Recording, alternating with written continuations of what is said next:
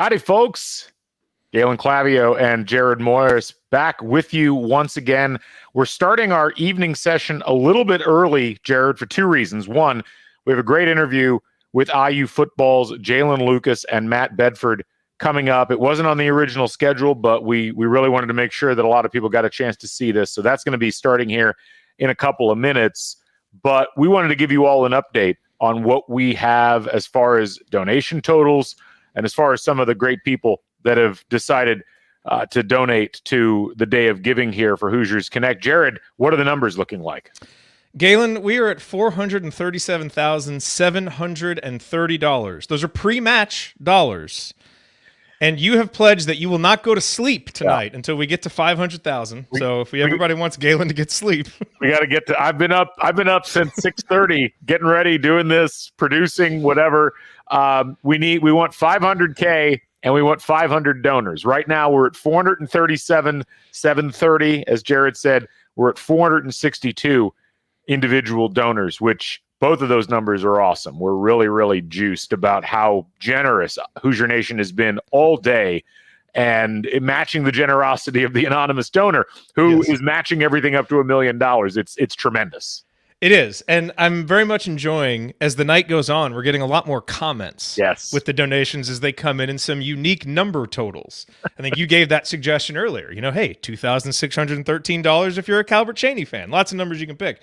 A very meaningful one here from our friend Megan Mahaffey, who donated $194 in honor of the 1940 team on behalf of the not pictured Bill Torfey. Our thanks to the athletes who bring so many of us joy. Go Hoosiers. So that's wonderful. We just had another anonymous donation come in for $1,000. That one looks like it's earmarked for IU men's soccer. That's right.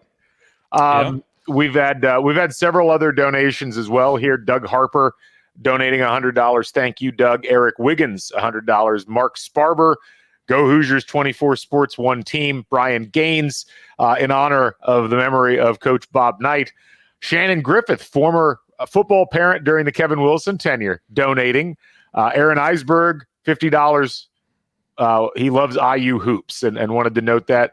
Nicholas Deuce earlier on, John T. Morris, who had a great little quote here, which I'm going to read later as well. But it says, Coach Knight used to say you have to have the will to prepare to win. This is where it starts. Might need to adjust it to you need the NIL and the will to prepare to win. That is awesome. That is absolutely the era we're in right now, and it's awesome. We also had a comment on the YouTube channel here from Tyler Asher, who donated earlier. His hat and polo have already shipped, as he said. Well-oiled machine. Tyler, thanks for letting us know. And certainly thank you for donating earlier. We appreciate it.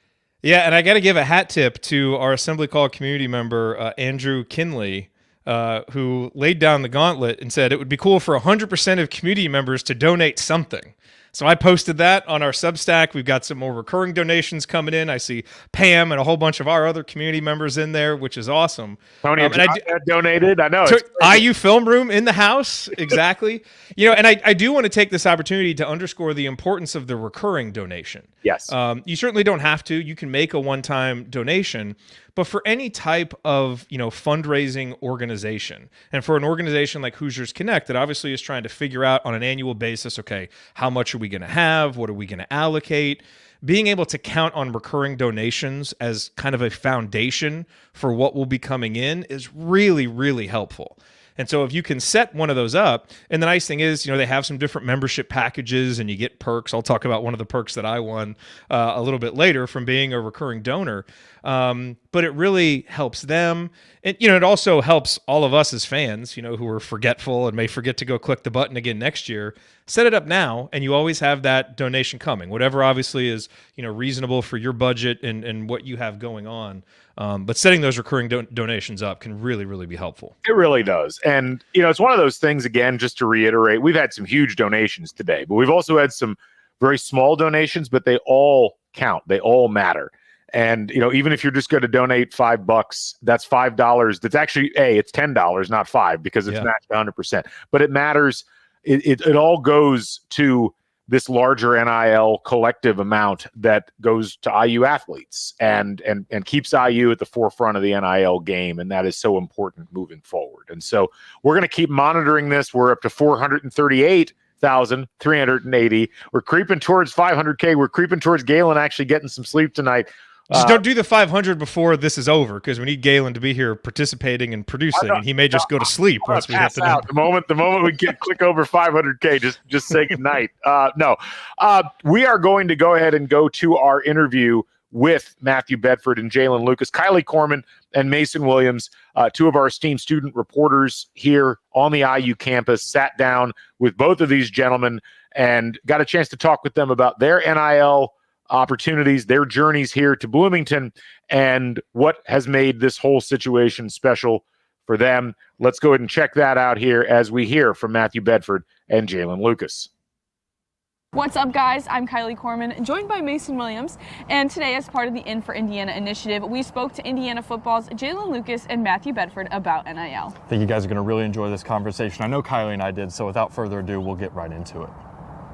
NIL has changed college sports. How has it affected you guys?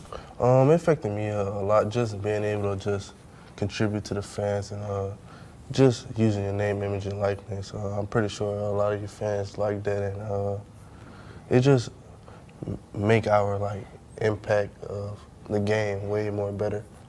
Yeah, it's been able to help me be able to be more connected with the community, the Hoosiers, be able to give them what they want. A lot of people have been, needing to use my name and image for jerseys and things like that they've been wanting to make. So it's been good to see them be able to make those things and be able to support me in the way they want to. Matt, you've been on campus for a little bit now, and when you first came to Indiana, NIL wasn't a thing.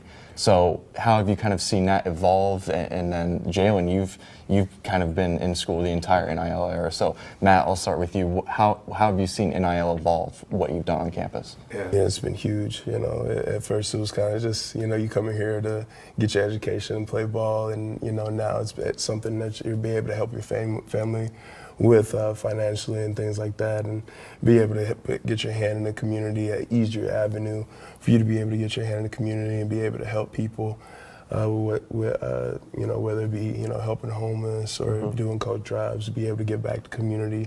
It's been really good for all of us on the team.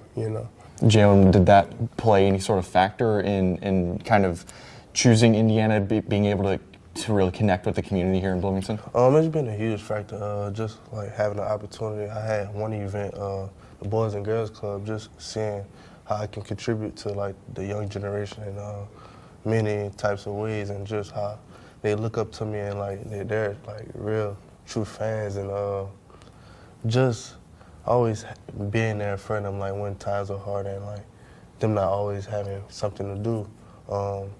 I think I play a big, huge factor to that, but it played a part tremendously. Did you guys expect this new, it's in 2-3 years 2 years now? at least, but right. Did you guys expect that to be a part of your college experience? Absolutely not, from my point of view. I'm shocked this even happened. One of those things where it's you can't really understand it until you're fully in it, correct? Yeah, I'm not complaining at all. Honestly. Did you guys think, even when the law was passed, did you think that it would affect you as much as it has? I can say from my point of view, when it first came across the TV, guys knew it was going to be a big thing, especially with the NCAA and all of that coming out, the game. The guys were definitely anticipating seeing their names on video games and T-shirts and all those things. It was a big deal coming out. Is that something that maybe growing up you would kind of make your own likeness on a game to kind of follow your own college career? Everybody wanted to create a player on Madden, when it came out that you're going to actually have that opportunity to have yourself on the game, it's just something really getting a lot of excitement about. Did you always play O-line on the game, or were you a different position? Where'd we line up? There, wide out girls. Had a couple of creative players, but yeah. Quarterback? Nah, I didn't make no quarterback. Jalen, what about you? You play a skill position. Did you always create yourself, or did you make yourself any different in any ways? I always created myself, I had to have a 99 overall. So, just being a dynamic player. Specifically, given the kind of the way the landscape has changed, what what's kind of been the most lasting impact on it for each of you so far? You guys really have got a chance to kind of connect with the community in different ways that, like you said, you weren't really anticipating before. But what kind of is the most memorable aspect of that? Well, I would say from my point of view, I'm working with Stop the Violence Indianapolis, and one of the events I was able to be a part of took place down in downtown Indianapolis at the park. Just seeing kids come out and just providing a positive environment for them to have fun and all that, and it warmed my heart a lot. I think that, but in totality, with NIL being a factor for us, I mean, it gave us so much. It gave us ownership of our own name and our image, and instead of just representing Indiana, we're representing ourselves and representing our families. So it was a huge impact. What about you, Jalen? Just like I said, I emphasize the Boys and Girls Club. That really played a huge part to that. I just always loved being there for kids. I can remember myself being in their shoes, just always wanted to have fun and just being around a positive atmosphere, and just being there for them just makes me so excited. Yeah. A lot of people think that NIL is just under the table, getting checks, especially at like the bigger schools. What are some of the other things you guys mentioned, the Stop the Violence and the Boys and Girls Club? What else have you guys done? Yeah, I also worked with Red Cross, bringing awareness to the work that they do to help people that are in emergency situations all across the country on an everyday basis. How the donations help their situation and everything. Just giving me an opportunity to bring awareness to companies and environments that help in all aspects. And not just that, just having the opportunity to post like these little ads of like kids dealing with like brain cancer type of deals like that. Just spreading awareness and just being able to post like just a simple link, just any donation that helped them, and like. I think Bloomington always gets a really good reputation as being kind of a college town. It's centered around, the campus and everything about it, but it also, in the athletic sense, you guys are essentially like the town's pro team. So getting to be able to connect with fans and have that kind of access directly to the community and to the people that fill Memorial Stadium and support you guys on the road. What's that like for you guys? Man, it's huge. You always want to be able to, give back to those people that are giving their money, their time, their effort to come and support you on the biggest stage, and not the biggest stage, but a big stage in college football. It's huge. Those people care so much about us and have invested so much into this university, into this team, and to us. So, you just always want to take every opportunity, that you can to give back to them, Jalen? He basically stated it all. When you come from Louisiana, is that something that then getting to kind of acclimate yourself in a whole new place here in Bloomington, getting to kind of understand and get to know the people that support you guys, what does that do for you? It does a lot. Just getting to meet new people, just coming across like business people, just learning how to manage your product in different types of ways. I think the NIL has brought a huge advantage to the college atmosphere here, and just it's a lot that it brings to the table. Kind of bouncing off Mason's question, none of you guys are from Indiana. Have you gotten to do anything NIL-wise back in your hometown? You go first. Nah, not yet, but like I would love to come across any type of NIL deal back at home. I look towards I wish it had a Popeyes down here. That'd probably be huge. It's Louisiana founded, so that'd probably be a great thing. Popeye's your favorite chicken place? Yeah.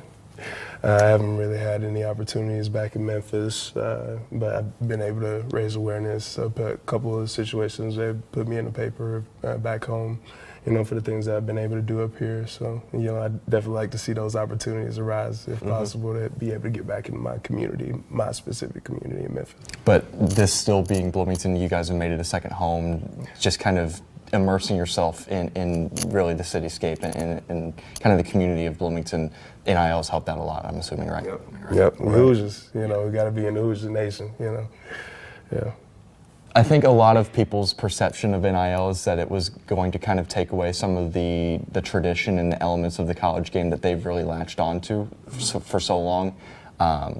What's kind of been your perception of that? Has NIL taken away any of that, or has it enhanced it? Because I feel like we get kind of a conversation where there's like it seems very polar opposite. It's like it's either helped the game or hurt. How do you guys feel it's done either way? Well, let me go crap. So I would say that it amplified things. It drew the fans actually closer to us, so that we can amplify our traditions and everything, and get it on a bigger scale. Involving the fans into our jerseys and to our pre-game situations where they have the ability to be a part of the things that are normally isolated specifically to us because we're involved in NIL, our name, image, and likeness and things, and they'll be able to rep their favorite players and do all those things. So what do you think? Just like fans just having the opportunity to just, like you said, just buy our jerseys and things like that. Just having the opportunity to also interact with us, see what type of player we is, like off the field. But like, I haven't done nothing but like just be who you are. Like money might come in the picture, but like you just got to be who you are. What kind of feeling does it give to see jerseys with your name and your numbers on it up in the stands memorial? Took my question. That just brings a smile to our face. Like, dang, man. See a little kid out there with your jersey on. Like, man, that's crazy. Like, you'll never expect for that to happen. Like, you being a college athlete and just having somebody wear your jersey, like, you normally got to wait on that till you get to, like, the league or something like that. Yeah, it's definitely something you kind of reflect on after the game. You come into the locker room after a kid just asks you for, an autograph or to look at your, or a towel, or, you see him wearing your number or something like that. And, somebody like me that's offensive lineman, that's kind of rare. So you definitely appreciate it. And, you just kind of, it gives you an extra bump, when you're going onto the field, like, hey, I'm playing for somebody that's wearing my jersey right now. And, I'm representing, Hoosier Nation, and they got my family's name on their back too. So, you just kind of want to play a little bit harder for them. Do you guys think it increases your visibility in the community when you're out at a store or out at the restaurant or something? People come up to you, they recognize who you are now because you've got so many opportunities to be immersed in the community. Extremely. Absolutely. Kind of a tricky question, I guess. So playing at Indiana in the Big Ten East, you're facing, well, aside from the conference realignment stuff, but you're facing the Michigans, the Ohio State, the Penn States every year. Do you see NIL having a negative impact in that space where some of those schools have a more established football program, more prominent donors per se? Do you think that's an issue? I wouldn't say it would be an issue. I see it out of anything. I think it helps us because it's drawing more eyes and drawing more attention to us. While we're performing against these teams, and all these every time we play them, majority of the time it's a battle against the next.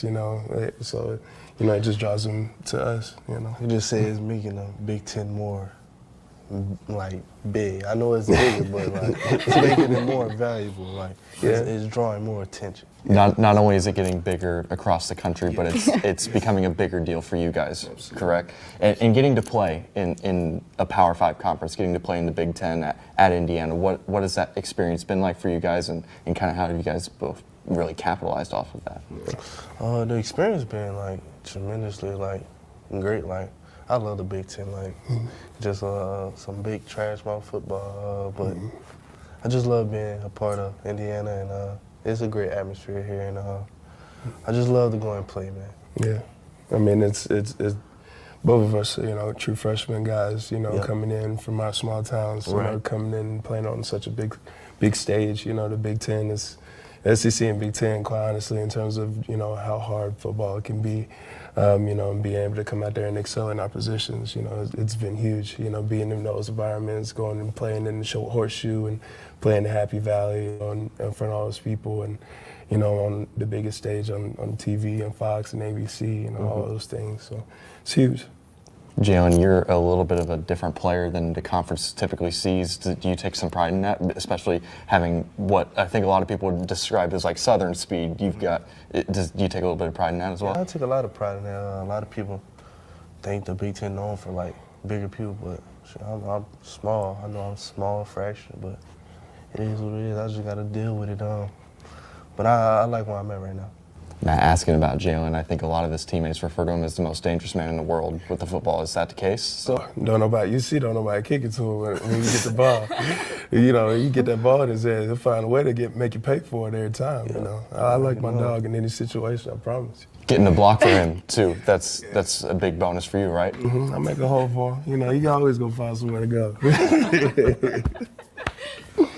Kind of going back to what you were saying about you both came from small towns and now you're in the Big Ten. What would you guys say to your younger selves? Stay diligent, stay focused. Stay focused, man. Keep your eyes on the prize. Absolutely. That's all you got to say. Keep your eyes on the prize. There's a reason we're here. Those guys did a lot of groundwork for us to be here, especially when the eyes weren't on us. So, we just got to stay diligent in those things. Right. I apologize if this is too introspective, but what's kind of the biggest motivating factor for you guys? What's your why each day? My why each day, my family, each and every day. Like, I talk to them every day, and, like, I just know, like, if I don't get the job done, they ain't going to be happy at me. So I just emphasize, like, I'm doing this for my family each and every day. Yeah. My dad, he made a way for my family in a lot of situations. And, as I'm growing and maturing as a man and, I'm engaged now and I have a fiance and we're looking to start a family, not soon, but eventually. And so, that's definitely a major factor in the way that I work. And, I know that someday I'm going to have to provide for, little Bedfords running around and my fiance and my family. So, that's a big factor for me. That's my why. The NIL, obviously you mentioned Jalen a little bit. The money does come into the picture a little bit. What has that been able to afford you guys? You guys both talked glowingly about your families there. What kind of impact has that had on not only you guys, but your family back home as well? Yeah.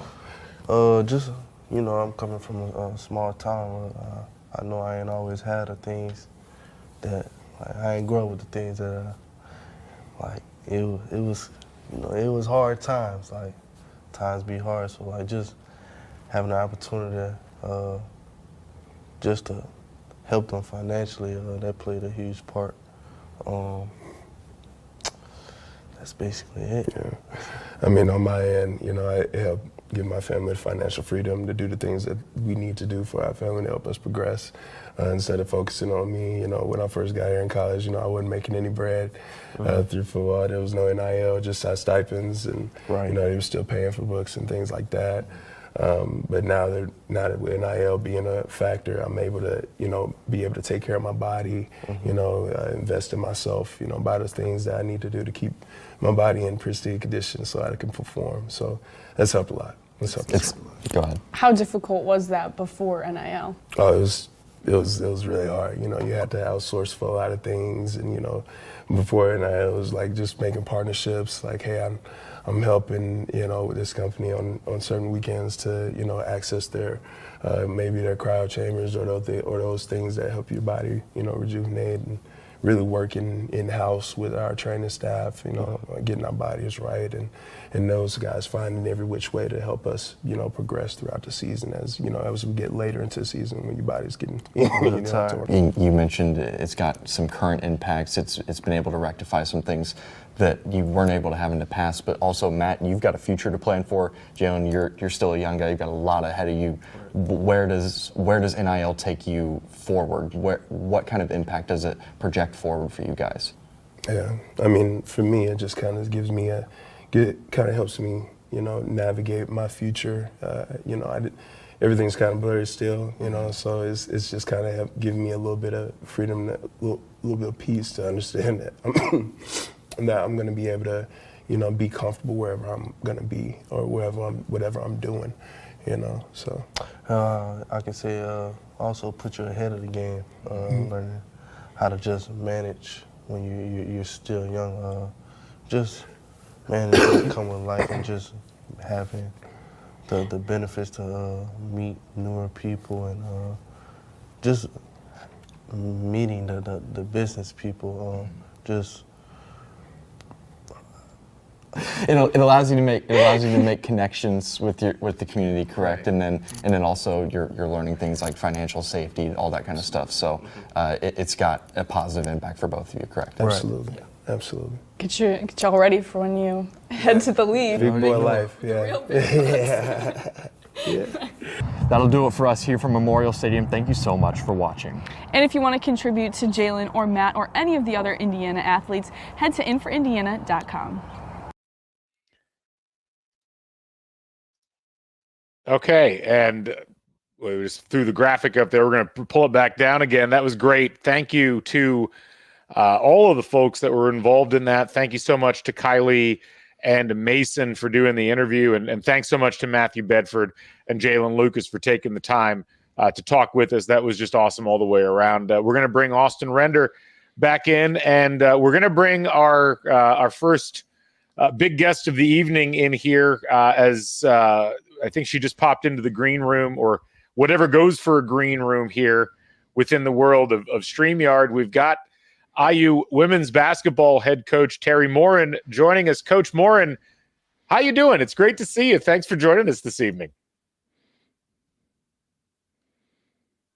And Terry may be having some trouble with her audio here, so let's see if we can work this out. Austin, you're here. How you doing? Here. Hi. Austin's audio is definitely working. We're trying to get Coach Morin's audio working here. Coach, can you hear us at all? Not yet. Okay, we're going to try to pull her off stage and then try to get her back on again and see if that works. The joys of live broadcasting, as it were, as all of us know. Let's see. Any thoughts, gentlemen, while we get things started here? Well, we can update the current total if we want to. Go ahead, because Jared. we are now up to $440,180 raised, which is excellent.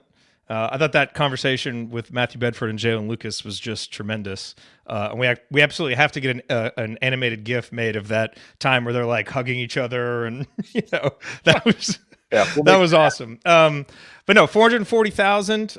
Several more. We've got a $20 donation, 10, 100, 25. So it's great to see these donations again of all different amounts. They're all matched up to $1 million. So keep those rolling in. We're gonna try this again and see if she can hear us now. Coach Morin, can you hear us? We're still struggling with that. We're going to figure this out. We're going to actually go to a full screen graphic here for a second, folks. We'll be right back as we get our tech issues figured out. Thanks for your patience. We'll be right back.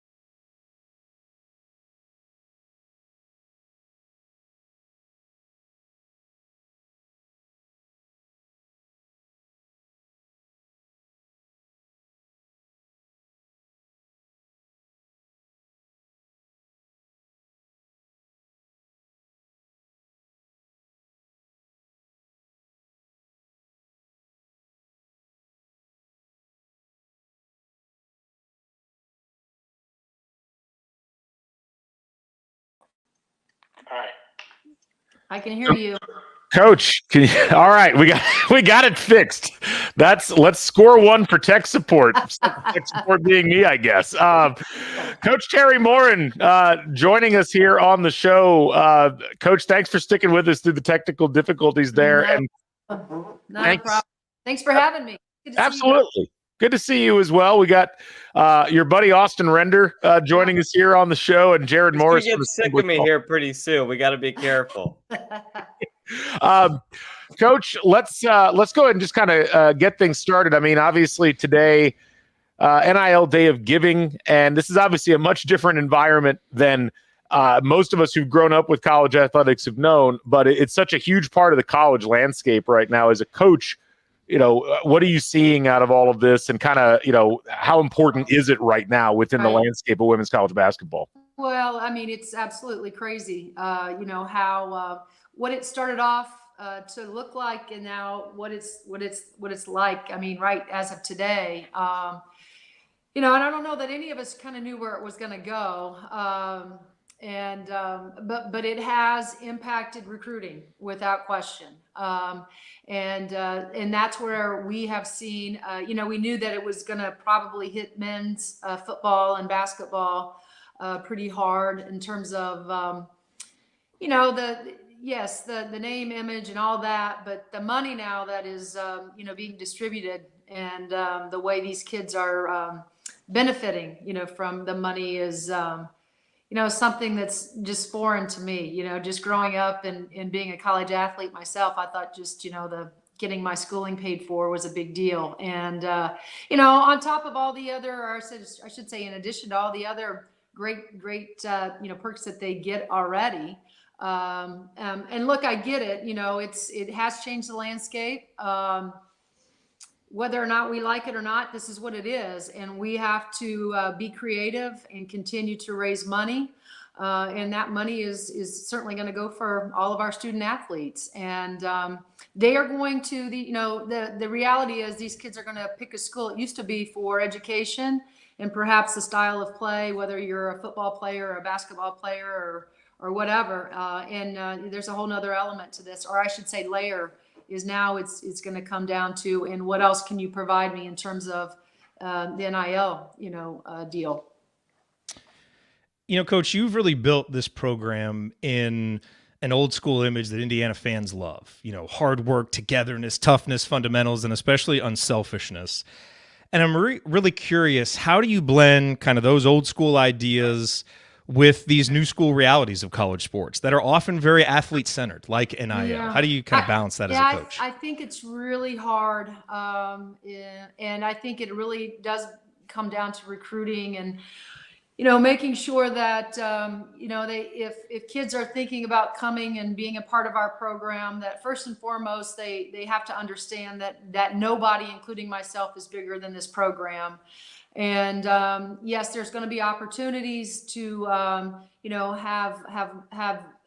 opportunities and deals and make money. But that can't be the number one reason why you choose to come and be a part of our program. I want student athletes that, are going to buy into the team, and the we factor over the me factor, and so I'm still in search of finding, and I know that they're out there, and like I said, I think Indiana, we can provide opportunities, but I'm still looking for those kids out there that want to be a part of a team and realize that the only way we've built this thing is through our hard work, being unselfish, being about each other. And I want to keep that as part of, and then the character piece as well. I want good kids inside of our program that are coachable and have a passion for wanting to get better.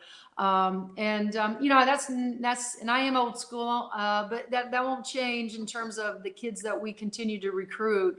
But as I mentioned, there's a whole nother layer to this now, and it's it comes down to NIL and opportunities and money. Yeah. Your players are all in their late teens and early 20s. And that's often an age when young people are still kind of figuring out who they are as people, let alone athletes. What do you think is the key for someone at that age, with the attention they get at a program like IU and the importance of things like social media, to stay grounded and not lose touch with who they are, even as they try to build a brand and a public persona? I think it's hard. There's just some really, really good things about social media, and then there's some really ugly things about social media. I think we can all agree with that. But I worry about our women all the time. I get it. They want to build their brand. And I'm all support of that. As I remind them, though, we all have to understand this. If we're going to put ourselves out there, then with that is either going to come some people that may not have glowing things to say, right, in regards to the person, all right? And that's what I worry about, that our kids, I can't protect them. Mom and dad, we can't protect them when they put themselves out there for other people, whether it's men or women, to take shots at them, to be negative towards them. Those are the things that I worry about, with our players and social media. And I do think that they all realize that, once they put themselves out there, that's going to be part of it. Still, it's hurtful at times. It can be hurtful at times. But, I just want them to represent not just themselves, but, they know that they represent something bigger than themselves also, and that's their family. And that's Indiana, and that's Indiana women's basketball. And I always remind them and tell them that, there's certain things that I think that are, should be posted. And if you think your mom and dad might look at it, and maybe Coach Morin, and shake their head, you probably shouldn't post it. So, we kind of have fun with it, but I do worry about, and just not with NIL, guys, it's with, we compete, we play, we win games, we lose games. People take shots at us all the time, and that's part of it. We signed up for that, but, I'm not going to lie and tell you that some of those things aren't hurtful. And,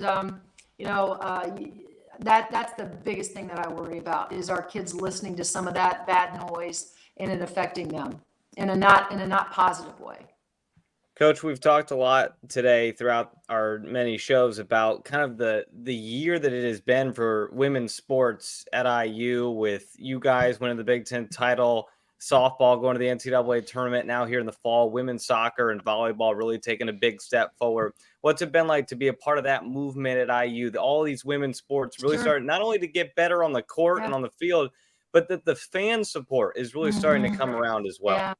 Austin, it's great. I have to, and again, I've been asked by, Steve and Erwin to come and speak to their teams, which has been a great thing for me to be able to do that. Because, I do think that, sometimes people need evidence, right? When they haven't been able to, get their programs or they're building their program. And, I think Steve and Erwin asked me to come in because I think we're evidence in women's basketball that, we can build something here at Indiana. We can build something very special here at Indiana inside of all of our programs. And, it's been great to watch. It's been great to support. I know that all of those coaches have worked tirelessly, so hard. And it's hard to win. It's so hard to win. And it's, it's fun building, but it's a hard chore as well. And it's great that, they're seeing their work is paying off. And as I kept telling Steve, you could see it, and even Erwin, you could see it, in the last couple of years when, I would go watch them. It just looked different. And it might not have been the wins, but it was looking different. And, it's great to see both of those programs have such a great fall.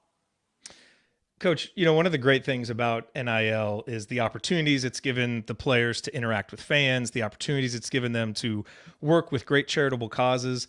I'm curious if there's a moment or a story or an anecdote that sticks out to you when you were especially proud of something that, one of your players did, or the way that you saw them, handle an interaction or an NIL opportunity that they had. Jared, here's what I'm going to tell you about our players. I'm always proud of all of them because they represent us in such a first-class manner. Anybody that has an opportunity to meet any of our players instantly, and I see it all the time in recruiting when we have, families, that are coming to campus to look at our program.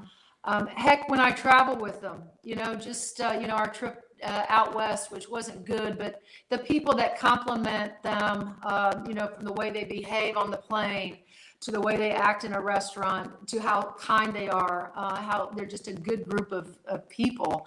And so I'm always proud of them, because I get more compliments on the way that they give of themselves, how kind they are, how they make everybody feel comfortable when they're in their presence. And so, whatever opportunities they have, whoever is reaching out to them, for them to represent or do anything, for their organization. I know that our kids are handling themselves, like I said, they're so impressive as young people, and that's part of their character. I mean, they are really good kids, and I'm always proud of them, and I know that whether they're really doing well with NIL, whether they're just doing okay, no matter what they're going to do, they're going to give it everything they got. I know that about them, but they're going to represent whoever it is in the best possible ways as well. Well, Coach, we sincerely appreciate you taking the time to talk with us this evening, and we appreciate your support on this day of giving as we try to get more resources to help support our student athletes here at IU. So you have a great night. Best of luck the rest of the season. You guys. Yeah. Thanks, Coach. Thank you. Thanks. Have a good one. Head coach Terry Morin of Indiana women's basketball joining us here, and we're going to jump right in to the next phase of things. We've got Sydney Parrish joining us. We just got her on screen. I'm going to squish to the quad box here. Here we go. This is better. I think we got Mackenzie on as well. Let me see if she's ready. Looks like she's ready as well. Mackenzie Holmes, Sydney Parrish joining us. Ladies, thank you for taking the time out of your evening. It's been a big day so far. And first of all, hi. How are you both doing? Doing good. How are you? Great. I'm doing Galen, well. what are we up to now? I was going to give updates. We got some numerical updates here that we wanted to get across. So our latest number, I'm going to hit the refresh button here, $443,115 in donations. And you got to double that, which means we're at about $886,000 towards Indiana NIL. There you go. Yeah. That's awesome. Give a round of applause. Couple of recent donations that we wanted to shout out. Karen Ritter, thank you so much. $50 donation. Cole Rollader, $100. Aaron Williams, thank you so much. Caroline Walters, Chris Learcamp, Greg Bauhoff, J. Scott Hendricks, Patrick White, Lori Eltzroth, and Doug Harper. We love you folks. The generosity is staggering. We're at 491 unique donors throughout the course of the day. That is amazing. Sid, let's start with you. I mean, this is when we talked about a day of giving, when we talk about NIL, the idea that you would get, this many donations, this amount, these number of people wanting to give towards IU athletes and name, image, and likeness funds. I mean, you've been probably as engaged in this space as anybody over the course of the last couple of years. I mean, when you hear those numbers and you see this happening here at IU, what do you think? The first thing I really think is, not a lot of schools are doing it like this. And there's not a lot of people that are donating like they are to Indiana and to these student athletes. And it's really, really special. And it's really cool to be the front of it and just being able to see it happen. Like, you're just rattling off names and numbers and donations. And it's just really special to be a part of it. And that, it shows that people care about us as student athletes and care about the university and want to help, any way they possibly can. Mackenzie, I'll ask you the same question as, just overall, as we look at all of these donations coming in and you see kind of this outpouring for just IU athletes in general, what are your thoughts?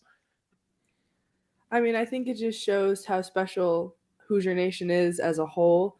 I've talked about this a little bit before. When we get these donations, it means that these fans, these people believe in us as athletes. And I think that means everything to us to know that our fans care so much about us that they're willing to take money out of their pockets, out of their accounts, and put it towards NIL and put it towards something that is rapidly changing the game of college athletics. And I think, it's one of those things I don't think is going away anytime soon. I think it's just going to continue to grow. So the fact that people are able to recognize that and buy in kind of show that Indiana is really just ahead of the game. So, Mackenzie, while we've got you here, I couldn't decide today what I wanted to wear for the interview. Thought about maybe my Mackenzie Holmes autographed jersey, which I won as part of being a Hoosiers Connect recurring donor for their raffle. But it's a medium, and we want to encourage people to donate, not scare them away. So I wasn't going to do that. So instead, I chose my Mackenzie Holmes home field apparel shirt, all of which you get a cut of. I would certainly hope. Yes. And what's cool is, I wear this shirt around the neighborhood, and I get to explain to people, why I'm wearing a Mackenzie Holmes shirt. I get to explain to my daughter how proud I am of the women's basketball team when she's asking, why am I wearing this shirt? And it struck me that, these aren't things that we really could do before with athletes. And so I'm curious how you've seen that connection change, because it was obviously much different when you came in to now, where fans do have a chance to relate to players in this way. Yeah, I mean, seeing people wear shirts, jerseys with my name and number on it is one of the coolest things I think I've experienced as an athlete, because it's just special when I see people coming to our games with their Mac Attack shirts or Mackenzie Holmes shirts, even, Sydney Parrish shirts, Sarah Scalia shirts, Chloe Moore McNeil merch. Around campus, I'm seeing people with Chloe's sweatshirt on, and I think it's just incredible to see that if we're able to put those things out there, that people are going to invest in them. And the fact that we get the opportunity to do that now is very special. Sid, there's no hiding that you are a huge Swiftie. I know I think that's public knowledge at this point. Right. And through NIL, I believe you got to go to a Taylor Swift concert. Talk a little bit about that experience. Yeah, it was very, fast. I didn't know about it until about 24 hours before the concert was. And it was just really special. York Automotive was so gracious to send me and a friend, which I actually chose Mackenzie to come with me. So we got to go to Cincinnati, and we honestly just had the time of our life. I think it honestly made me and Mackenzie closer as teammates and friends off the court. But we have like a memory that honestly is going to last a lifetime between me and Mac, and just in general. I mean, it's really hard to go to those places like these big concerts. So that was a really cool experience. And I think the coolest part about it was when we were there, we were on the floor, and there were, I don't know if people know, at Taylor Swift concerts, you like share friendship bracelets with each other. And we were just walking to our seats, and there were these little girls that yelled Mackenzie's name and wanted to give her friendship bracelets. And it was really special to see that there are people not just in Indiana, but in Ohio and other states who know who Mackenzie is and know Indiana women's basketball. And I thought that was a really special moment to share as well. I'd love to get actually both of your perspectives on a question that I asked to Coach Morin, which is, and Sydney, we can start with you. How do you keep it all in perspective? There's a lot of athletes that, they want to shut down social media during the season, and yet it's a very valuable part of what you do for NIL. So how are you able to maintain that, but keep it in perspective so it doesn't affect you, on the court or even just, personally? Yeah, social media is just very powerful in general. Whether that can positively impact you or negatively. I think there is a lot of balance that needs to happen. I think just growing up in sports and growing up in social media, you kind of learn how to have that balance. I had a coach always tell me when I was younger, just make sure you're not posting on game day, and that's kind of always something that stuck with me personally. I'm just like, okay, let's just not, if I want to post, just don't do it type of thing. Like, let's stay locked in, just show those little things. And I think you just kind of grow up learning different tactics and things not to look at, things you want to look at. But there is a positive and negative that always come with it. And I think it's just, learning how to balance it. Mackenzie, how about you? Yeah, going off of what Sid said, I think another important thing is partnering with brands and people that understand what it means to be a college athlete. I think Hoosiers Connect and Hoosiers for Good are two great examples of that, because they will never make us or require us to do something on a game day before a game day. They really try to adjust to our schedules. They understand how busy we are. So if we have an in-person appearance, most of mine have been in the summer when we aren't as heavily training, heavily practicing, or on an off day, just different ways to try to make it so we don't have to worry about getting our social media posts, getting our in-person appearances during the season, and we can really just focus on the season. So I think it just is a matter of who you decide to partner up with and their understanding of what it means to be a college athlete. Yeah, Sydney, you and I were on a television program a couple of weeks ago, and this came up in terms of the amount of time you have to spend on being not just the person that's doing your day-to-day activities, but also the person that is doing all of the posting on social media, that is, fostering these deals with places like Sweet Green, where you have a deal. And can you talk to the audience a little bit about how you balance all of these things and how much time you have to spend to fully maximize the opportunities that you've got? Yeah, it's a really hard balance being a student athlete and now piling on top of that the NIL aspect. But I think the people around me, my coaches, my teammates, my friends and family have done a really good job helping me out in a way where I can spend my off days, going to get rehab, going to do the things I need to do in the gym, go to class, but then also have that time set aside where I can respond to emails, take pictures that I need to for NIL, go to my appearances that I need to on those days. And I think that's a really hard balance that student athletes have, either figured out or haven't figured out right now. But it's something, like Mackenzie said, NIL isn't going away. So just knowing these student athletes that are freshmen or coming into college, just trying to understand that there is going to be that balance that you're going to have to face at some point. And it can get really overwhelming. But, it's just a matter of trying to figure out when to take the pictures, when to make your appearances, and try not to have it affect your student life or your athlete life. We talked with Coach earlier about kind of just the growth of women's sports, and specifically with women's basketball in Bloomington. Not only is the crowd growing, but I think the crowd age is getting a lot younger. There's a lot of young girls who are coming to these games and staying after, wanting autographs from you guys and pictures. What does that mean to you to get that opportunity to kind of see, first off, see the crowd grow in the younger population, but also get to interact with those fans? Yeah, it's really cool for us because, me and Mackenzie both grew up playing basketball at a young age, and we looked up to a lot of the college players around Maine, around Indiana. And, that's us now. And I think we need to sometimes take a step back and realize that even if, I come out of a game that I don't score very well, I'm poor defensively, that there's always those little girls that want to take pictures of you and, have their autograph, and they have your jerseys and shirts on. And it's really puts things into perspective because those little girls don't remember how many points you scored that night. They just remember, getting to meet Mackenzie Holmes and Sydney Parrish. And I think that's really, really cool and special that coach gives us the time after games also to be able to interact with the fans. Yeah, Mackenzie, is the... Oh, sorry, yeah, go ahead. Go ahead. No, I was going to, ask if there's a story or an anecdote from an NIL event, that you've been a part of that really stands out, as being special for what it meant to you.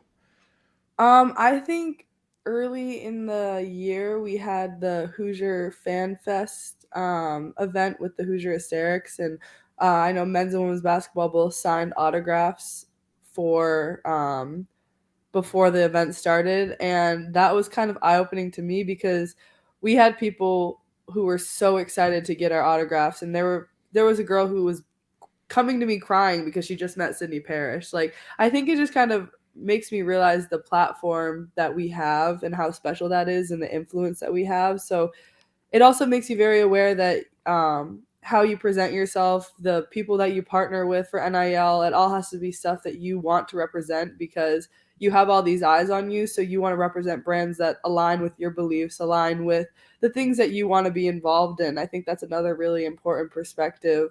But I'd say the Hoosiers Fan Fest, I know there was some drama surrounding it, but overall, I thought it was a great experience. We got to meet fans, interact with fans, and I think it was exciting to see that some of them were more excited to meet us than maybe some of the men's players, which typically doesn't happen. So I think that was cool.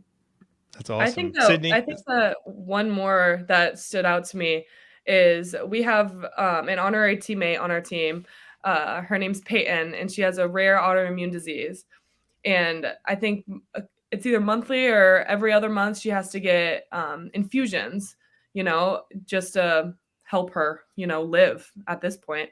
And I think first whenever she would go into the hospital to get her infusions, she would wear Mackenzie's merch that says Mackenzie Holmes. And her mom would put it on social media and say, Peyton's wearing Mackenzie's shirt because she's a fighter and Mackenzie's a fighter.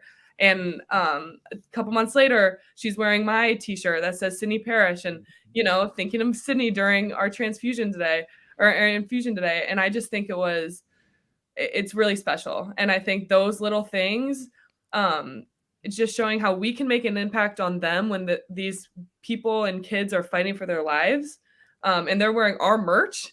It's really special, and I'm so thankful that Peyton is a part of our team, and we can spend every moment we can with her.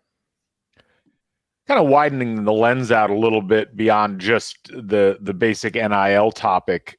You've both been around now for two of the most critical years of IU women's basketball history in terms of the growth of the program, the growth of the fan base, and just the number of people that come to Assembly Hall now to watch you both play and your teammates play. I mean, what has that experience been like for both of you?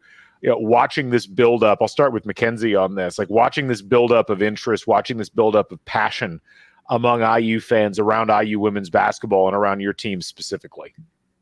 Yeah. I mean, even when I was a freshman here, I still believe that we had great fans at our games. We had still really good attendance in perspective for women's basketball.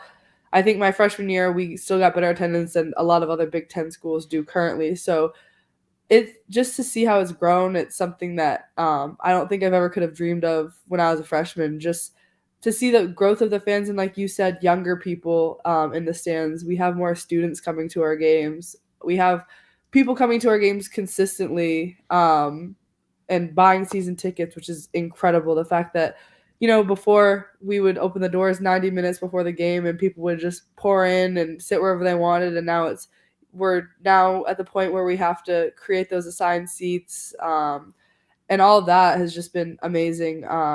But our fans are just so special, and we can't do what we do without them. To be completely honest, there are times they've willed us to victories, and they know the momentum, they know the point of the game where we need to stop or we need to score. And I think it just makes Hoosier Nation so special, is just their understanding of the game and how it just gives us so much momentum.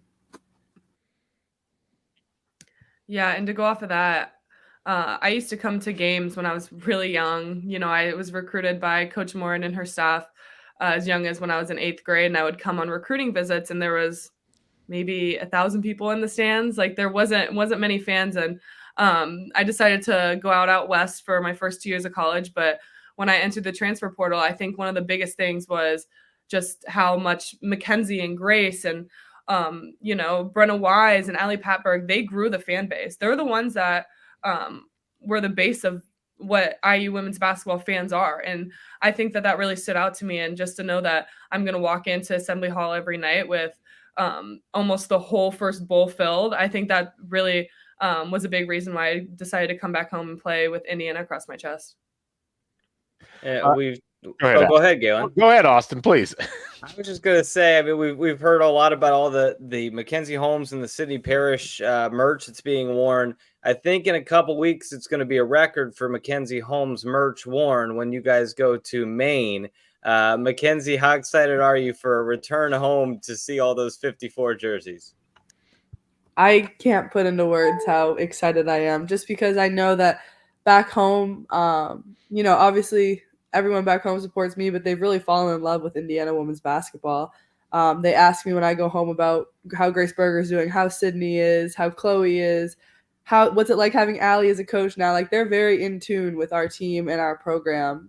So it's not just me they're excited to see. They're excited to see everybody. And I think it's going to be really special. The court we're playing on is where I would play every single one of my high school tournament games. It's 20 minutes from my house. So it's just going to be so special to be that close to home and be able to play in front of the people that have never gotten the chance to see me play in an Indiana jersey. Sid, I think you told me you were with Mac when that news came out, and she was pretty excited. Yeah, I remember it was like 7 a.m. after our lift in the morning in the summer. And I look over and Mackenzie's bawling, crying. And usually I know when Mackenzie's upset. And I've never seen her cry like this. And I'm like, are you okay? And she looks up and she's like, we're going to Maine. And I'm like, what do you mean we're going to Maine? And she's like, they scheduled a game for me to go back home and play in Maine.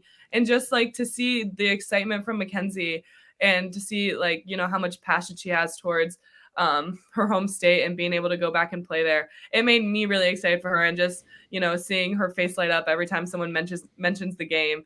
It's definitely something special that I'm excited to see all the 54 jerseys in the crowd, because I know Mackenzie's dad was talking about this past weekend, just all the tickets that are sold, and it's just gonna be an Indiana home game for us in Maine. We've asked this question to pretty much everybody that we've talked to, from Trey and Xavier all the way through Cam and Ramsey and everybody else. If you had a dream NIL deal, like, any company, any product? Sydney, you can't say the Eras tour here. Okay. But if you had a dream NIL deal, just whatever would match your brand, your personality, whatever it is, what would you choose? Let's start with Mackenzie, because I can see her brain's kind of going in overtime. Oh, my wheels are turning. I don't know. I'm thinking more logically. Like, I feel like I would choose Starbucks just because, I go there almost every day, so it would save me a lot of money. I'm very passionate about Starbucks. There's Starbucks everywhere. What's the go-to order then? Vanilla sweet cream cold brew. That's it. Or I'll get an iced green tea sometimes if I'm feeling crazy. But no, honestly, I don't know. There's a lot of, obviously there's Adidas. That would be super cool. Things like that. But those are the first two that came to mind. Sid? I was trying to think logically too. I would have to say I go to Starbucks every single morning. A lot of people know that about me. And I also go to Chick-fil-A breakfast almost every single morning. So I would have to say either Starbucks or Chick-fil-A. You could pair them up. I was going to say, somehow we got to get those two together. That feels, yeah. That's, I make a little road trip. I go Starbucks, right to Chick-fil-A, right to class. So, yeah, well, they used to have like Taco Bell and like Dairy Queen in the same restaurant. Right. We need both of those in the same one. Absolutely. Yeah. That also, we got to get you guys a little more off the commerce path here. We need something a little more crazy from both of you. No. Well, what if they don't think logically? What if they go illogically? Yeah. Dream, maybe like Lululemon. There you go. There we go. Yeah. Like, that'd be pretty cool. Supporting Lululemon stuff. A lot of people sign with the Adidas's, the New Balance, Nike, Lululemon. This reminds me of when like LA Gear was doing basketball apparel, like back in the early 90s. Like, why? I think it was like Keds tried to get into the game at one point. It's like, guys, maybe not this time. One thing I did want to ask both of you, we talk a lot about individual branding and things like that, but there's a level of not just personal expression, but as we talked about with Cameron and Ramsey earlier today, there's a level of female athlete empowerment that comes with NIL, because as most of the audience knows, historically, women's athletics just hasn't been covered anywhere near as much as men's athletics has. And while that balance has kind of changed a little bit for the better, there's still a pretty big imbalance. But for a female athlete, particularly a very successful one, to be able to establish a brand, to be able to have a lot of marketing and commercial power as someone that, people between the ages of 15 and 30 are following on social media, since that's where people of that age are getting their information. They're not reading newspapers. They're not watching television. They're on Instagram. They're on TikTok. So they're seeing your videos or they're seeing your stories. What does that mean for both of you, especially now that you've kind of established yourselves a bit, to be able to fully express yourselves, be able to fully establish your own kind of market power and be more authentically yourselves in an environment that's been historically dominated by talk about male athletes? Yeah, I think that, it's being able to whoever I'm working with, being able to use my platform on social media to kind of represent that has given me some confidence in a way, because it's shown me different ways that I can use my platform and be confident in myself, because in a way I'm almost marketing for these people. So I want to put out the best content possible. I want to have people buy into Hoosiers for Good, Hoosiers Connect. Even things like Sweet Green, like you want people, when I post for Sweet Green, I want people to want to eat there too. So I think it's just given me an understanding of how important my platform is and how I want to use it. And though it's been a male dominated type of thing, I think that it continues as there's more female content creators out there, especially in athletics. It's given Sydney does the Get Ready With Me videos, and I'm sure that videos like that are only really done on the women's side. So I think it's just things like that we're able to use our platform and be creative in other ways. Yeah, going off of what Mackenzie said, I think we're just really lucky to be able to have the platforms that we do here at IU. And I think that comes with being from such a good program. We're a top 25 team in the country, and people are watching our videos because we're good people and we're doing good on the court. And I think that taking that to social media just gives us a bigger platform where we can express ourselves and show what we love to do. Whether that is go eat at Sweet Green, or that is posting stuff about Hoosiers for Good and Hoosiers Connect. And, we had a boat day with Hoosiers Connect with the men's team. And I think that really showed, our personality and our relationship that we have with the men's team. And it was just super fun to be able to do that kind of stuff. But a lot of people are looking at the women's side of things now. There's a lot of, when you look at NIL, a lot of people think the top NIL people off the top of their head, and they're all women.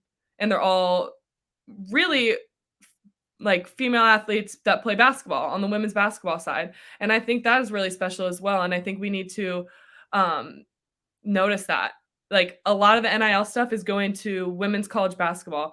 And Mackenzie and I are just so grateful to be able to be, at this point in NIL where we have the opportunities that we do.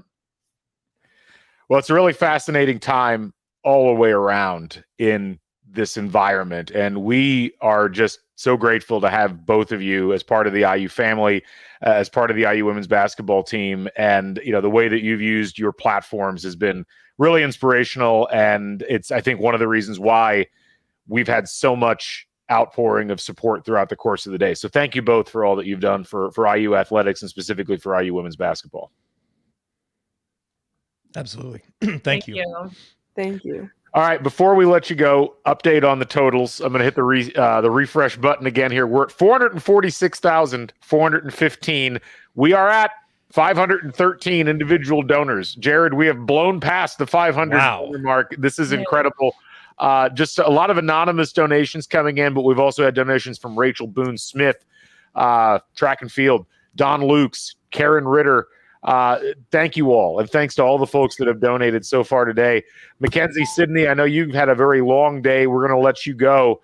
But thank you both for joining us. And we wish you all the best of luck this Friday in your next game and also through the rest of the season. Thank you. We appreciate you guys. Absolutely. Thanks so much. Thanks, guys. Sydney Parrish and Mackenzie Holmes joining us here on the day of giving as we continue on here. There we go. That's better.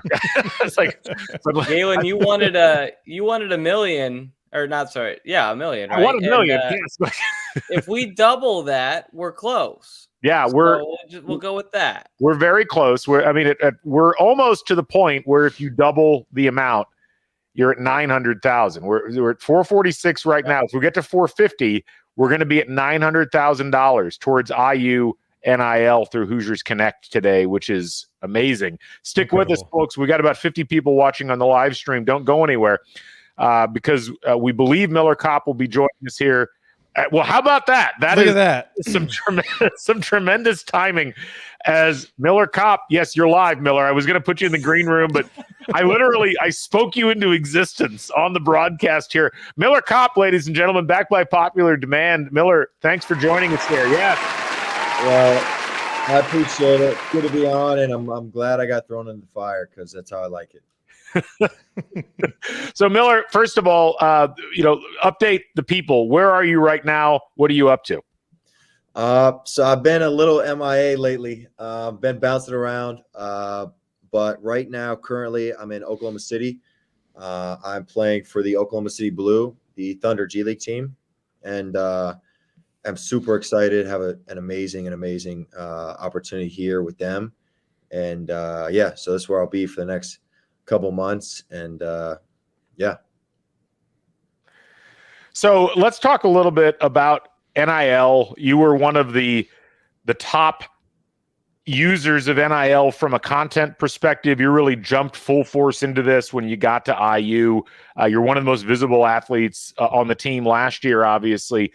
What's that meant for you as someone who came into college when NIL was not a thing? You've watched it kind of evolve.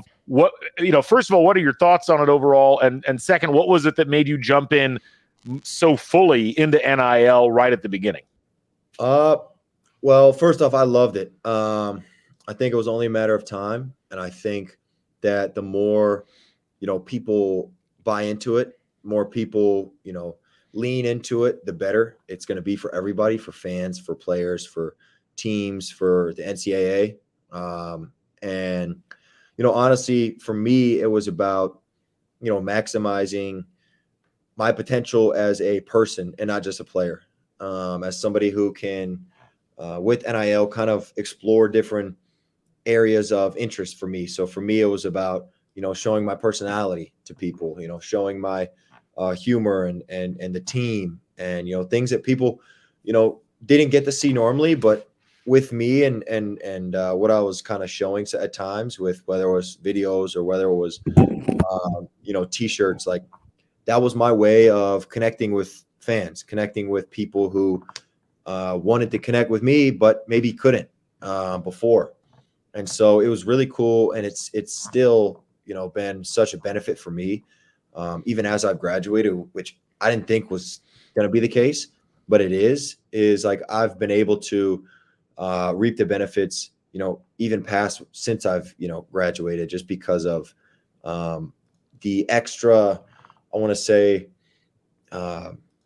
involvement that and connection that I was able to have with fans, with Indiana alum, and just everybody, in the family.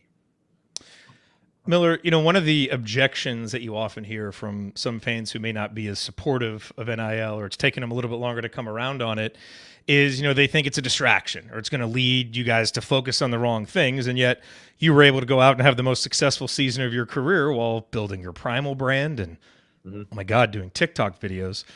What do those who object to NIL and college athlete brand building not understand about how it all works in practice? Well, I could go on about this one, right? Because I obviously, you do things and when you put yourself out there, right, with whether it's, playing the game of basketball, you're opening yourself up to being vulnerable, to missing a shot, to turning the ball over, to slipping and falling and falling on your face, like getting dunked on. Like that's part of the game, right? And you're opening yourself up to vulnerability. Like you're being vulnerable on the court is how I see it. And with, the NIL opportunities that I kind of saw, is like I was vulnerable and was open about myself, about the team, about showing kind of the stuff that I was experiencing every day that made, college basketball special, in my opinion, from a player's perspective. The bus rides, the locker room dances, the music, everything like that. Like those are the things that I remember, along with the wins, along with the ups and the downs. You kind of, you forget sometimes the win or the loss, but you remember the bus ride. Like for some reason, I remember the bus ride after we beat Purdue, at Purdue last year. It's like that bus ride back, like nobody was on their phones. We were just blasting music and talking and laughing and joking. Like I guarantee you, everybody on the team remembers that bus ride maybe more than they remember the scout.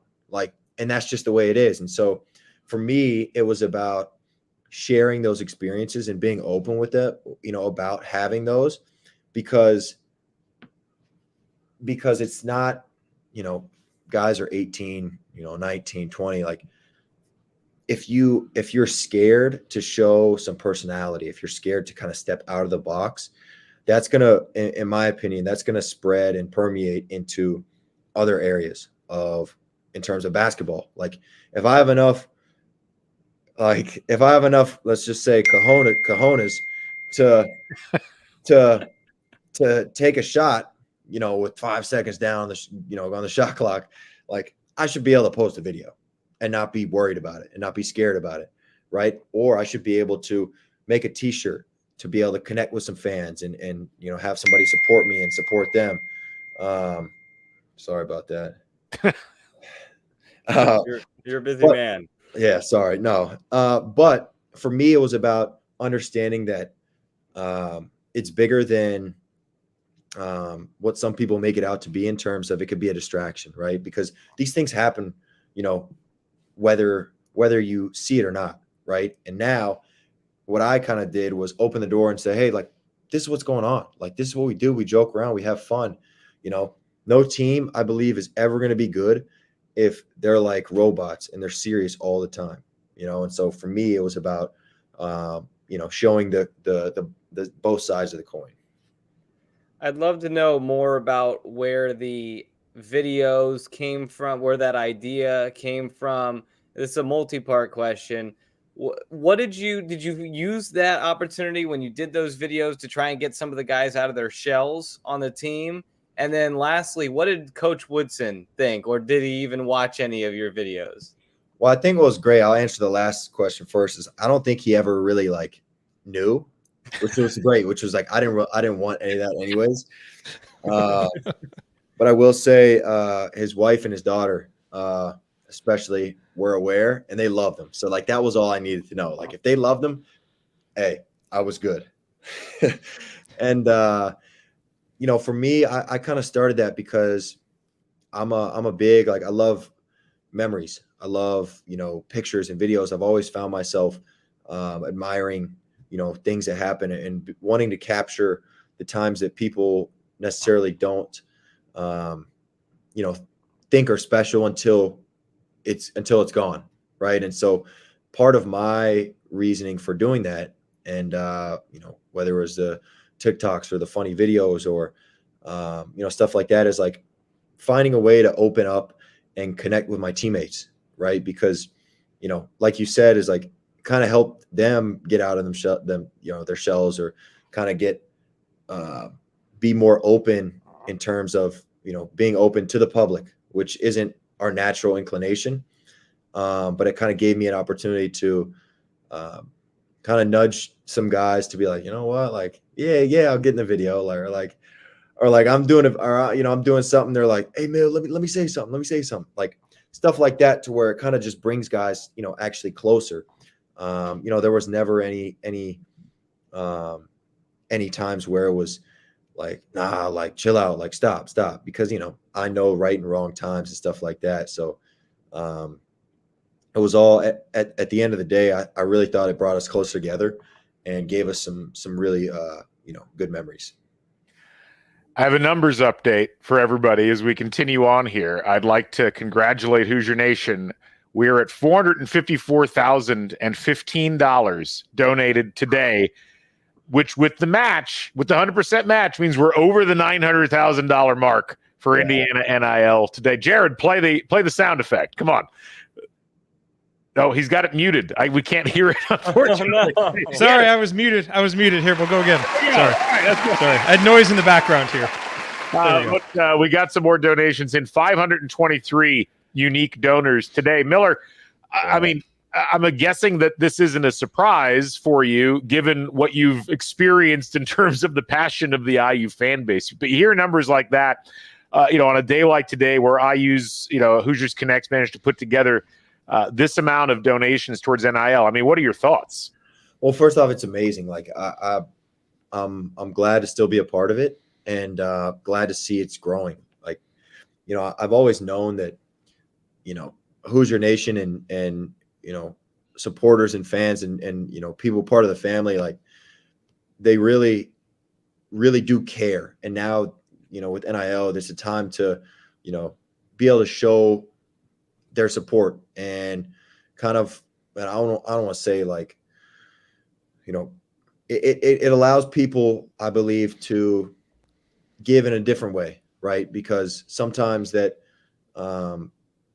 you can't cheer when you don't have games, right? So how do you still support when, you're not playing games, when in the off season, or like, there's a certain impact now that people can have, a direct impact that people can have on, Indiana athletics and players. And, that's going to have like I said, like a direct impact into, people's and players' lives, but also the program, I believe, as well. All right, Miller, I have a fundraiser idea that I want to run past you, get your thoughts on it. If we allowed all IU fans to donate a certain amount per 3-point attempt, would the team take more? Because I feel like we might be able to raise like $10 million in 5 minutes. Sorry. Well, I think if I was playing, I think we'd have a problem, because what's the most attempts you've had in a game? I'm curious. Most attempts? Yeah, most 3 attempts in a game. What's the number for you? I don't know. Maybe 12, 13. That's less than I thought, actually. Not bad, right? Not bad. Wow. No, that's pretty conservative on your part. Yeah, we had a game last night for the Blue. I had 11. Okay, so I'm getting them up. I'm getting them up. Very nice. I like that idea. We should try it. What serious question for you. You have come from a family of college athletes. I'm curious, not just for you, but your family, your brothers. What has NIL meant to you guys? Oh, it's awesome. Like I'm super blessed, because I was able to, and still I'm able to do things with my brothers and connect with them in terms of in ways that I wasn't able to before. For example, I know I have an amazing story. Like I at least for me, and I made a video about it, is I was surprised. My brother, had his first spring college football game. And so this is when he went to Colorado, I think last year. And so I went and surprised him. I was on the phone with him on I want to say Wednesday. And we had a workout on Thursday because we were in the off season, and, we were off Friday, Saturday, Sunday, come back Monday to work. And, I was on the phone with him on Wednesday. He's like, yeah, we got a game, our little spring game on Friday. And I was like, oh, okay, cool. And as soon as I got off the phone, I checked flights. And because I was like, man, I got this whole weekend, I might as well just, try to go see him after my workout or after practice. And, because of NIL, I had the freedom and the ability to do that. And so my mom and my dad and my older brother were going as well, but they didn't know I was going. So I ended up getting there early, surprising all of them, and being able to spend the weekend with them before, we got into the long season where I only saw them, 3 or 4 times throughout the year. So, it's probably more than that, but you get the point. So I was able to, on a whim say, flight to Colorado, 2 days notice, probably more expensive than it should be. But I know I have, this NIL opportunity and we'll have it throughout the year, hopefully.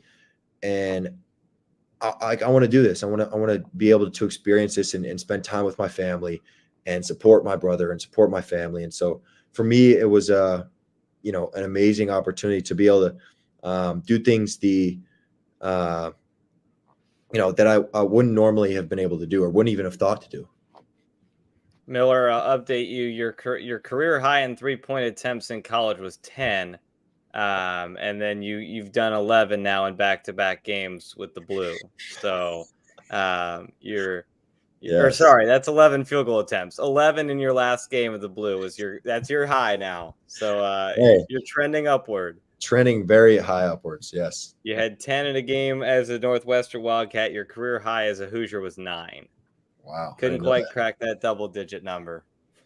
You bring up a really good point, though, Miller, and it's something I think that it's a misconception about NIL and college athletes. The ability to have a little bit of financial freedom to do things that a lot of people take for granted. Yeah. And especially, I think so so many college sports fans they either went to college themselves, they're in upper income brackets. There's a lot of people playing college athletics who, yes, they might be on scholarship, but they don't necessarily have a lot of spending money floating around. And NIL has made, and we've heard it today from Philip Bleedy, from Aaron Casey, from others, that impact of just having a little bit of extra money, based upon the rights that all other college students have had forever to capitalize on their right of publicity, is such a huge thing. And I don't think that people quite grasp like how much of an impact even a little bit can have. Well, absolutely. I think, it allows, I think, people to, and student athletes to have the, like an appetizer into, I don't want to say the real world, but the real world, right? In terms of planning, in terms of spending, in terms of saving, in terms of if you want to start a business, what that looks like, and all those different things. And so, with my, NIL opportunities, I was able to, continue to, save and learn about expenses and how much I'm spending and how much I'm saving and kind of what that looks like. And be able to set up myself, a system of like, okay, I've got this coming in or these opportunities, but again, I have to work for them, and that was a big thing for me as well. Like I didn't expect anything that I didn't think I was worth. And so that was a huge thing for me that I definitely, took pride in, because I knew that, whether it was with my brand or personal brand or, just the way I conducted myself, on or off the court, like, I knew I was, people knew what they were getting from me. I hope so. Miller, you obviously played a lot of college basketball, a lot of different teams, saw it pre-NIL, saw post-NIL. I'm curious, if a new college coach, never coached in college before, came to you and said, Miller, I'd love some advice on how do we make sure that NIL is a positive for our program, isn't something that ends up being divisive or distraction, any of that stuff. What kind of advice would you give to a coach about kind of how to set things up and how to frame it? Well, that's a good question. So what I would do is I'd tell him, I say, let me think. I don't want to just jump into this one. I don't want to mess this program up for him. Hypothetical program. I mean, if it goes on probation, hey, I'm taking this program serious. This program's got the potential to win a national championship. So I'm not, I want to make sure I'm giving great advice to this coach. But no, I would say, making sure that there's a level of understanding between players and coach, and how that relates to, whatever NIL opportunities there are. I'd say if there's an understanding between, I would say you need to let the players know that this is one thing and this is the other. Like this is basketball and this is NIL, and they both play a part in life, right? One, you can't have, in college, you can't have both be the main thing, right? I would say, look, the main thing has to stay the main thing, but I'm here as a coach to give you the opportunities to explore different areas of interest.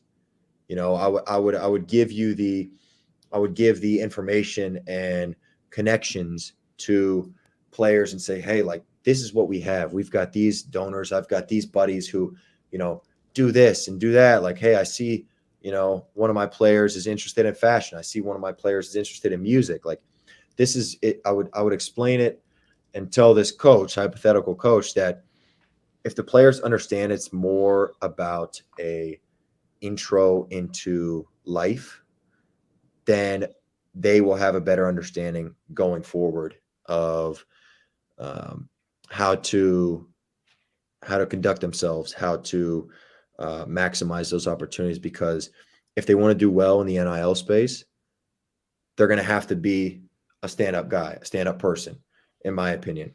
And so, as in life, I feel like it's the same thing. So that's kind of where I'd start. with this hypothetical coach. That's a great answer. And it was a tough one. It puts you on the spot there. So I appreciate that. Last question for you. We all expect you to have a very long, productive professional career. Have you thought at all about coaching once you get done? You know, I've thought about it. I've definitely thought about it.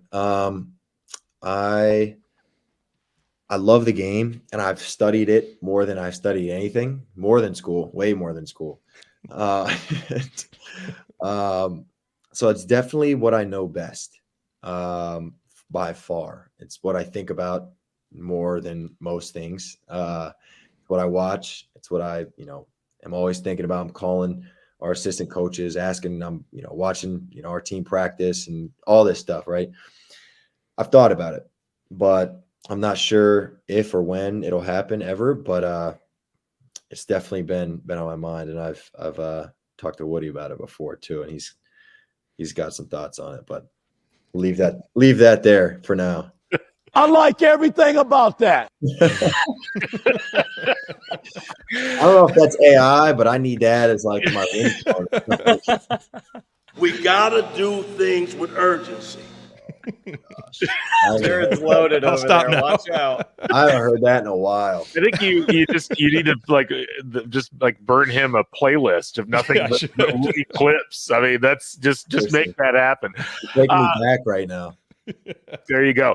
That's a great place to stop, I think. Miller, first of all, we really appreciate you taking the time. I mean, you came in, you made a big mark on the program, and we appreciate you being a part of Hoosier Nation now and forever, and everything you did, and really being one of the trailblazers in the NIL space. And I think, days like today that Hoosiers Connect was able to put on are really due to the work that folks like you did to kind of, make this more normal in an era where people were still trying to figure that out. So we just appreciate not just the time today, but everything you've done for the program over the last couple of years. Thank you. That means a lot. And I tell people every day, like school or whatever it is, I always say proudly Indiana. And I'm a Hoosier for life, and extremely, extremely blessed and grateful to be a Hoosier. And I always want to make that clear, and I'm very, very lucky to be a part of the family.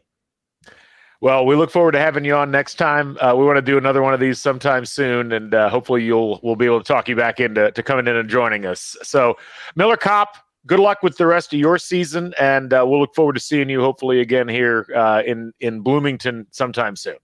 Awesome. Thank you, guys. All right. Thank you, Miller.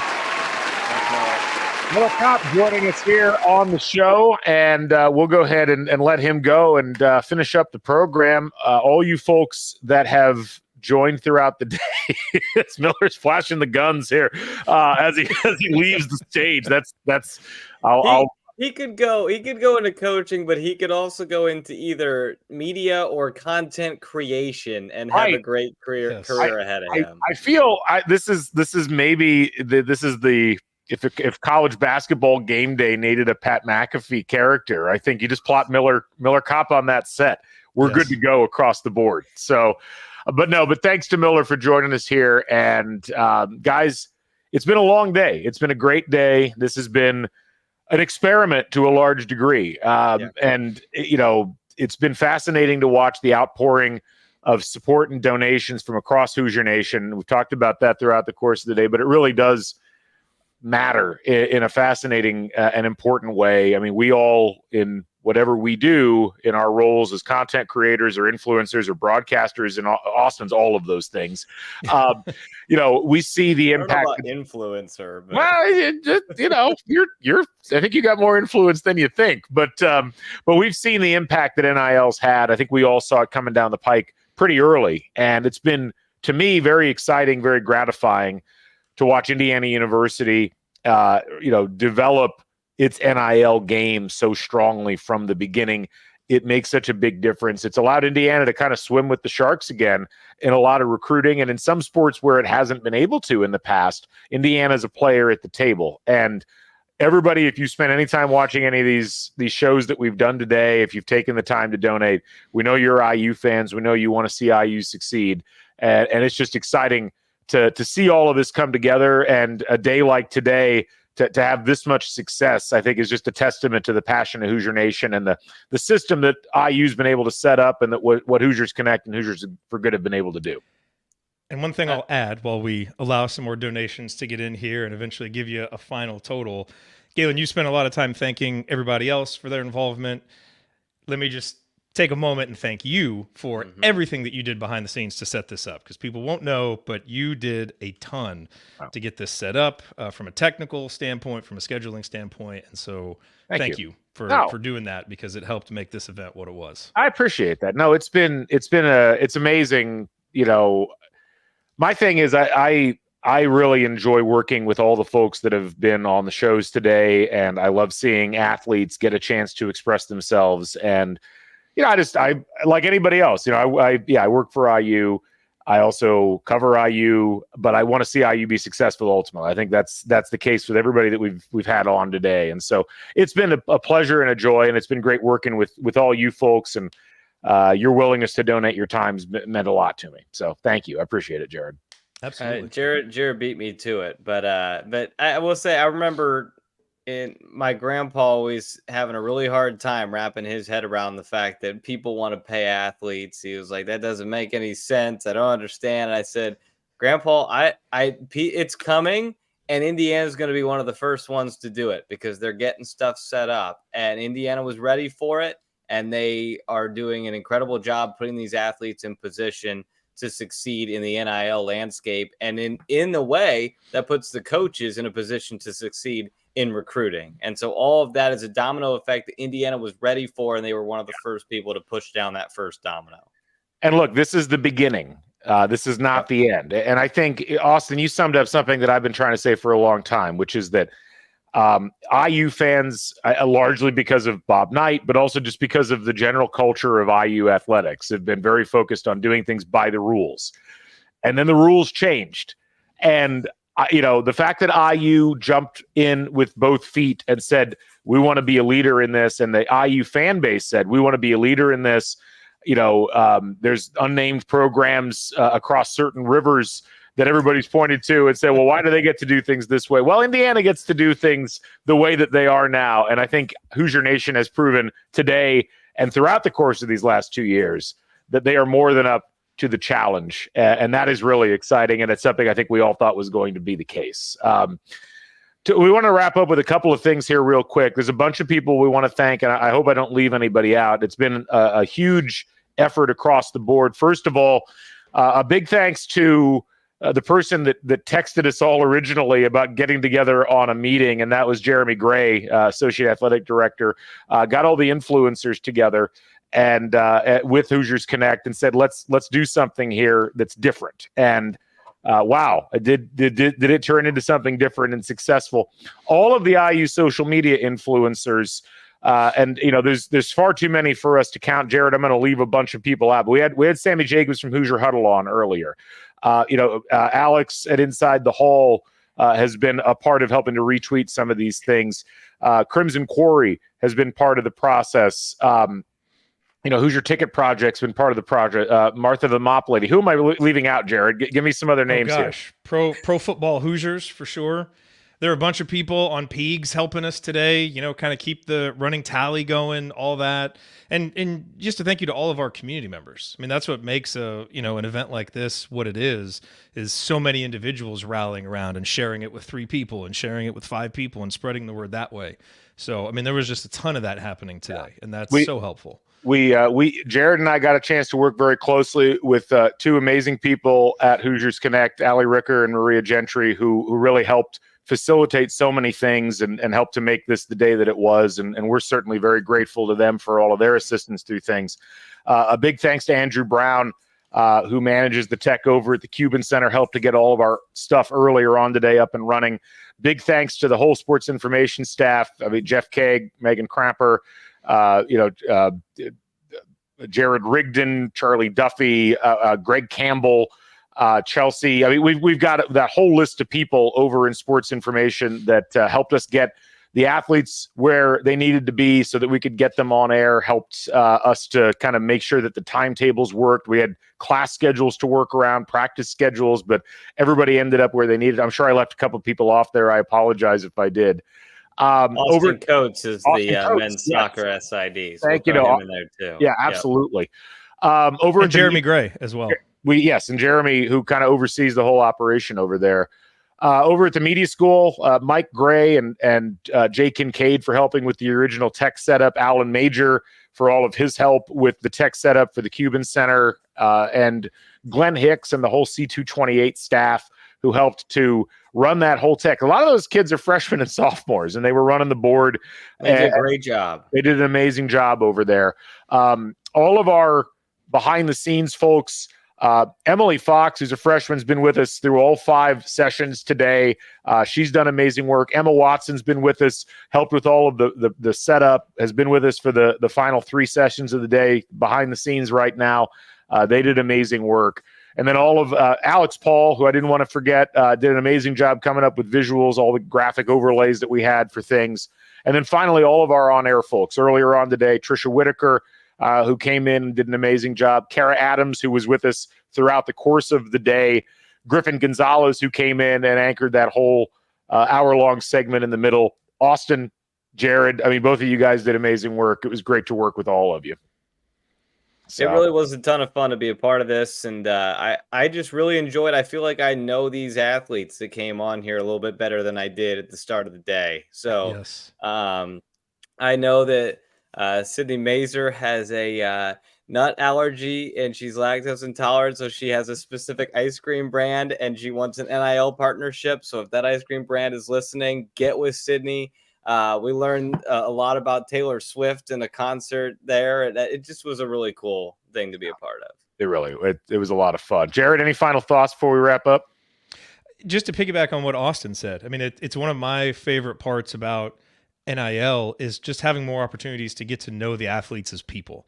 It's so easy to fall into this trap of just seeing these 2-dimensional figures on your TV screen, especially when you live away from Bloomington like I do. And so to be able to have these opportunities and really start to learn, kind of get a 360-degree view of these, athletes as people, as students, and all their many different dimensions, it makes cheering for them and following them more rewarding. And it's a constant reminder of their humanity, which I think is always important, for fans who can get so caught up in the wins and losses. But this is what makes following a college program special. And now to have more shared investment in that, I just don't see it as anything other than a good thing. And so it was really proud for me to be able to participate in something like this because I really believe in it.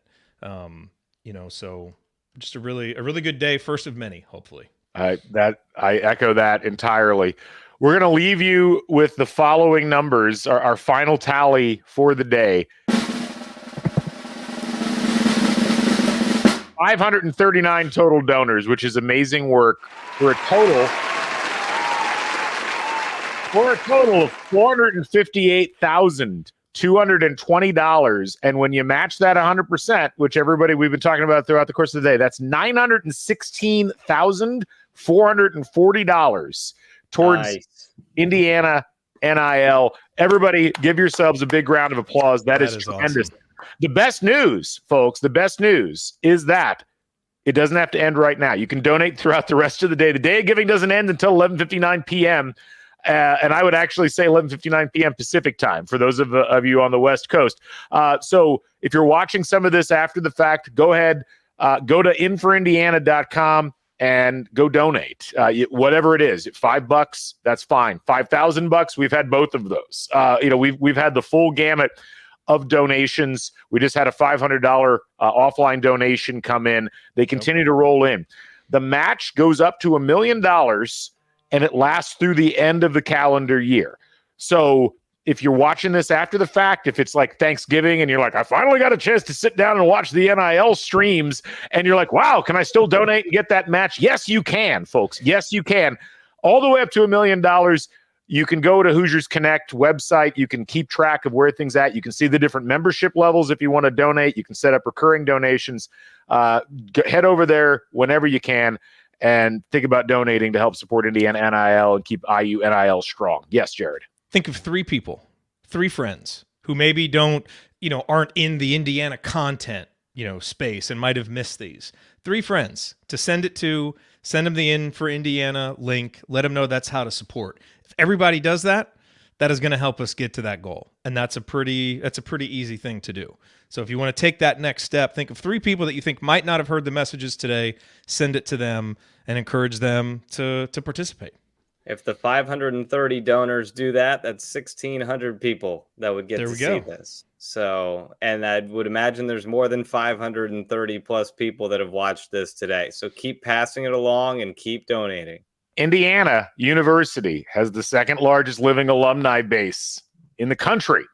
That's right. Let's show them what that means, folks. Yeah, okay. right. Send it out to friends, send it out to relatives, send it out to people that went to school that you know.